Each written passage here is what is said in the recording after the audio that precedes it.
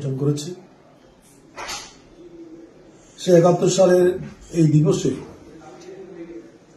বাঙালি জাতি ৯টি মাস রক্তক্ষয়ী যুদ্ধের মধ্য দিয়ে, রক্তক্ষয়ী মুক্তি যুদ্ধের মধ্য দিয়ে তারা এই বিজয় ছিনিয়ে এনেছিল। পৃথিবীতে এত রক্তের বিনিময়ে একটা জাতি তাদের স্বাধীনতা সার্বভৌমত্বকে আদায় করে নিয়েছে, এরকম উদাহরণ কমে আছে। আমরা এই জন্য আজকে এই বিজয় দিবসে মহান আল্লাহ পাক রব্বুল আলামিনের দরবারে লক্ষ কোটি শুকরিয়া আদায় করছি। এই স্বাধীনতা সংগ্রামের এবং এই বিজয়ের পেছনে জাতির যে লক্ষ্য ছিল, সেই লক্ষ্যে আমরা সঠিক পথেই আছি, যদিও বা আমরা এখনো তা পুরোপুরি অর্জন করতে পারিনি। রাজনৈতিক স্বাধীনতা আমাদের অর্জন হয়েছে, কিন্তু আপামর জনসাধারণের যে মৌলিক দাবি, যে নাগরিক দাবি,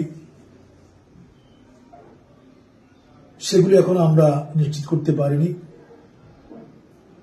আজকের এই বিজয় দিবসে গোটা জাতিকে ঐক্যবদ্ধভাবে বিজয় দিবসের ধারণাকে ধারণ করে, বিজয় দিবসের যে মূল লক্ষ্য ছিল সেই থিমকে ধারণ করে সামনের জন্য ঐক্যবদ্ধ হয়ে এগিয়ে যেতে হবে। যে বিষয়গুলো অভিন্ন স্বার্থ, যে বিষয়গুলো দেশের স্বার্থ, জাতির স্বার্থ, সেই বিষয়গুলোতে কারোরই ভিন্ন মত পোষণ করা উচিত নয়। প্রত্যেকেই হাতে হাত ধরেই দেশকে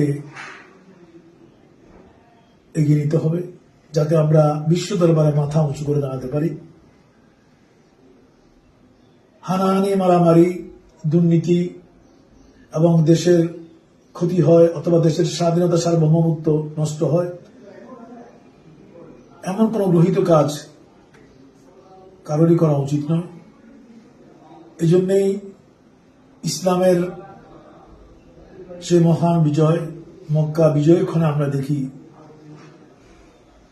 যে মক্কা বিজয় পৃথিবীর ইতিহাসের সবচেয়ে বেশি গৌরবান্বিত একটা বিজয় মানবতার ইতিহাসে। সেই ক্ষণে আল্লাহ পাক রব্বুল আলামিন সেদিন সেই বিজয়ের ক্ষণে নাজিল করেছেন, ইযা জাআ নাসরুল্লাহি ওয়াল ফাতহু ওয়া রাআইতান নাসা ইয়াদখুলুনা ফি দীনিল্লাহি আফওয়াজা ফাসাব্বিহ বিহামদি রাব্বিকা ওয়াস্তাগফির ইন্নাহু কানা তাওয়াবা। এই সূরার মধ্য দিয়ে আল্লাহ পাক রব্বুল আলামিন সেদিন সবাইকে ধৈর্য ধারণ করার জন্য, আল্লাহর কাছে আল্লাহর তাসবিহ পাঠ করার জন্য, আল্লাহর কাছে ভুল ত্রুটির জন্য ক্ষমা চাওয়ার নির্দেশ দিয়েছেন এবং সবাইকে ঐক্যবদ্ধ থাকার নির্দেশ দিয়েছেন। সে মক্কা বিজয় ক্ষণে সেদিন বিজয়ীরা যে ভ্রাতৃত্ববোধ, যে ঐক্যবদ্ধ প্রয়াস, যে মানবতাবোধ দেখিয়েছিল, সেটা আজও আমাদের জন্য, সারা বিশ্বের জন্য আদর্শ হতে পারে।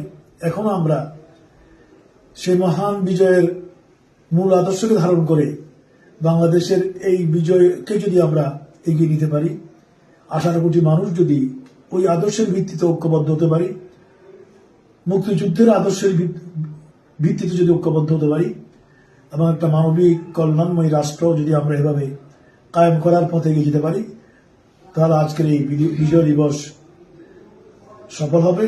আমাদেরকে আমাদের লক্ষ্যে উন্নতি করার ক্ষেত্রে আজকের এই বিজয় দিবসের শপথ আমাদেরকে অবশ্যই সাহায্য করবে। আমি আজকের এই বিজয় দিবসে ইসলামী বন্ড বাংলাদেশের আমাদের কেন্দ্রীয় অফিসও আলোচনা সভা এবং সারা দেশের প্রত্যেকটি জেলাতে আমাদের সংগঠনের প্রত্যেকটি শাখা প্রশাখায় এই দিবস পালিত হচ্ছে। আমরা সর্বস্তরের জনগণকে ইসলামী বন্ড বাংলাদেশের যে মহান লক্ষ্য, আহলে সুন্নাত ওয়াল জামাতের আদর্শ ভিত্তিক একটা সমাজ, রাষ্ট্র, রাজ কায়েম করা, সে লক্ষ্যে আপামর জনসাধারণকে একীভূত হওয়ার আহ্বান জানিয়ে আমি শেষ করলাম। বাংলাদেশ জিন্দাবাদ, ইসলামী বন্ড বাংলাদেশ জিন্দাবাদ। আসসালামু আলাইকুম ওয়া রাহমাতুল্লাহ।